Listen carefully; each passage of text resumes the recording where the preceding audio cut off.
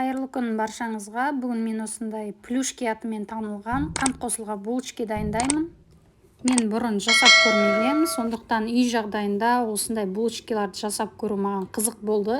Керекті заттар осы видеоның төменгі жағында. Ең алдымен таза ыдысымызға жылы сүт құямыз, үстінен қант саламыз және осы екеуін венчиктің көмегімен араластырамыз.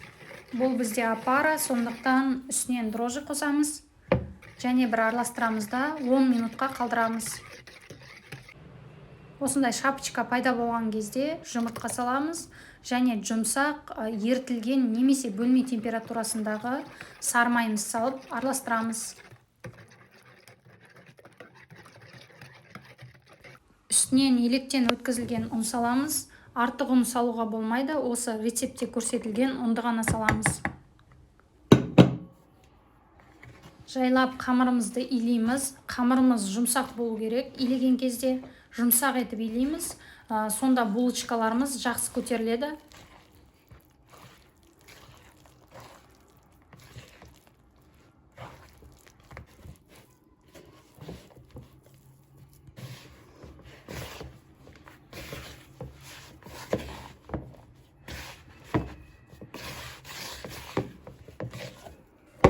Қамырымыз жұмсақ, қолға жабыспайтын болып шығады. Осылай барлығын бірге біріктіріп, бетін жауып, жылы жерге қоямыз. Көтерілгенін күтеміз.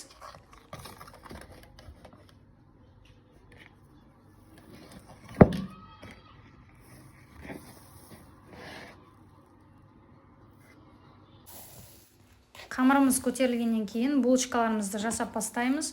Столымыздың үстіне, яғни қазір осы қамыр түсіретін иісі жоқ сұйық май немесе ұнды жағып, кейін қамырымызды сол жерге түсіріп аламыз.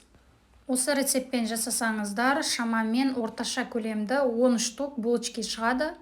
Осы қамырымызды біз алдымен 2-ке бөлеміз. Содан кейін теңдей 10 бөлікке бөліп аламыз. Ескерте кетейін, бұл қамырды дайындауда тек қана сүтпен емес, сумен де дайындасаңыз болады. Яғни 50% сүт, 50% су етіп алсаңыз болады. Сонымен қатар булочкаларыңыз келесі күні жұмсақ болып тұру үшін 1 килограмм ұнға 1 шай қасық крахмал қоссаңыз болады. Бірақ мен бүгін крахмал қоспадым, себебі аз мөлшерде жасап жатырмын. Бұл булочкалар бүгін желініп кететін болғандықтан.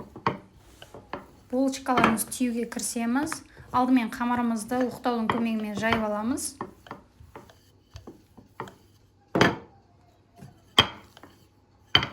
Осындай қалыңдықта жайып аламыз. Содан кейін сұйық май жағамыз. Немесе ерітілген сары май қолдансаңыз да болады. Үстінен қантымызды себеміз содан кейін.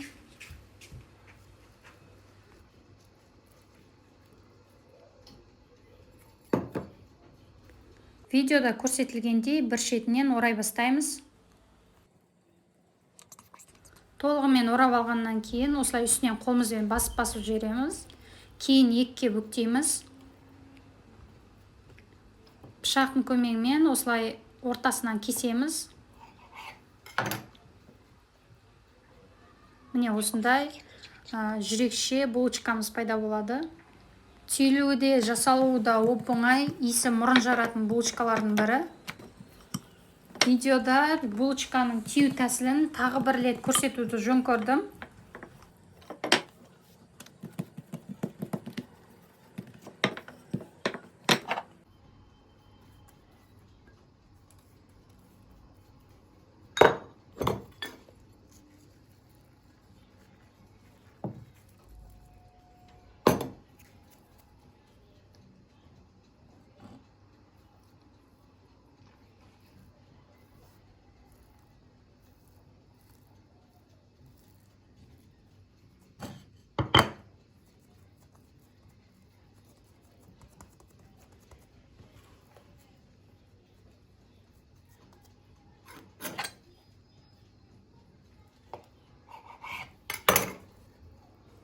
Міне осындай әп-әдемі жүрекше булочкаларымыз пайда болады.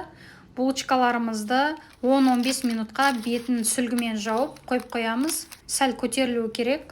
10 минуттан кейін міне булочкаларымыз осылай көтерілген. Енді бір жұмыртқамызды араластырып, бетіне толығымен жағып шығамыз. Қалауыңыз бойынша жұмыртқа жаққаннан кейін бетіне қант сепсеңіз болады. Мен бетіне қант сеппедім, себебі мен булочкалардың қанты аз болғанын ұнатамын. Пешімізді алдын ала қыздырып қоямыз. Қызып тұрған пешімізге бірден булочкаларымызды саламыз. Осындай әдемі түске енген кезде пешімізден аламыз. Сондай дәмді сүттің иісі шығатын, жұп-жұмсақ болып шығады. Үйде бар ниетіңді салып пісірген булочкалардың дәмі мүлдем басқаша болады екен. Каналыма тіркеліп, подписаться батырмасын баса отырыңыз. Бұл рецепт сіздің пайдаңызға жарасын.